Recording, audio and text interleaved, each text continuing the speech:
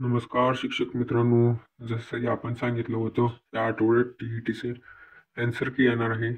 तर finally answer की आता आलेली आहे. विद्यार्थ्यांना चुकीच्या प्रश्नावर आता आक्षेप नोंदवता येणार आहे. तर बघा, सविस्तर त्यांनी प्रसिद्धीपत्रक काढलेलं आहे की 10 नोव्हेंबर रोजी घेण्यात आलेल्या परीक्षेचे पूर्ती उत्तर सूची प्रसिद्ध करण्यात आली आहे.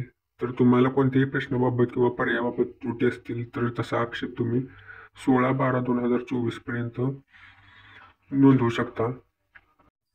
तर तुम्हाला जर तसा आक्षेप नोंदवण्यासाठी तुम्हाला लॉग इन करावं लागेल MyTET.in या वेबसाईटवर जाऊन, आणि तुमच्या प्रोफाईलमधूनच तुम्हाला तसा आक्षेप नोंदवता येणार आहे.